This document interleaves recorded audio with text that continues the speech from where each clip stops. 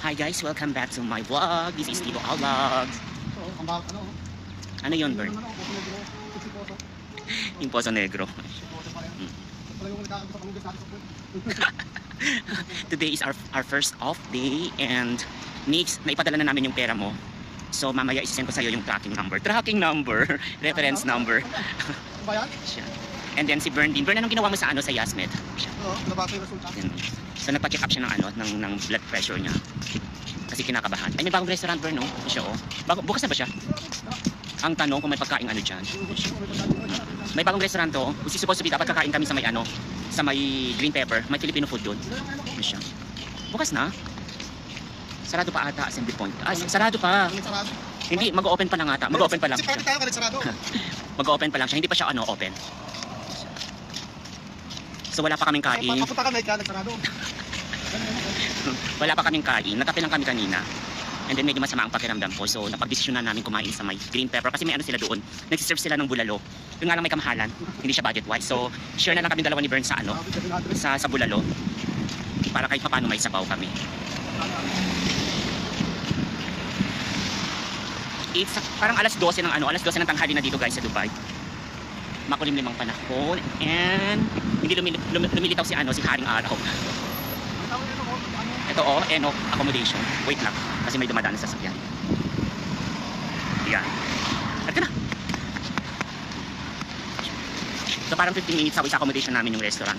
Kung nag-crave ka talaga ng Filipino food, kailangan sacrifice ka lalo na pag masamang pakiramdam mo. Ito yung yung Alcus accommodation. So more on accommodations dito and industrial area kasi ito kaya mga factory yung nakikita ninyo. Wala tayong sa pinaka tawag doon, pinaka main ng Dubai. Yung downtown ng Dubai. Ano kami? Uptown.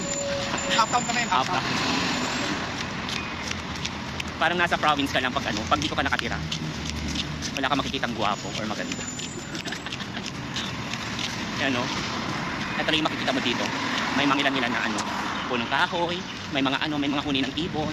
Yung parang napunta ka lang ng public market ng bayan. And then dito naman, along the highway yan.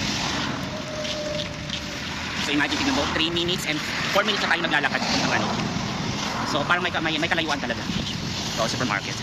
Wait lang. So it's our first off. Hindi pa kami naglalabas. So tomorrow pa kami maglalabas.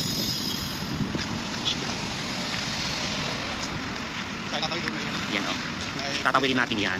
Pero hindi pa yan yung kakainan natin. Doon pa sa kabila. Mag-pedestrian lang tayo kasi marami sa sakyan. 400 yun. Masyadong mahal. Masakit sa bulsa. 10,000. Ganito sa Dubai, ka-stricto na lahat kailangan sundin mo. Kung hindi, yan ipa. 1,000 pesos.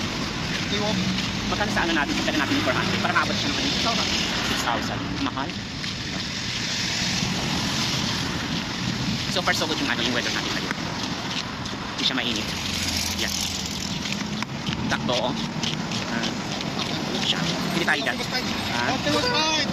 Don't try. Malaki masyado, hindi natin kakayanin. Diba? So 5 minutes na kami naglalakad. Malapit na, green pepper yan Yan, lapit na tayo. Masakit lang sa kamay pag wala kang tripod. Tingin-tingin sa baba, baka may mapulot na pera. Dito tayo.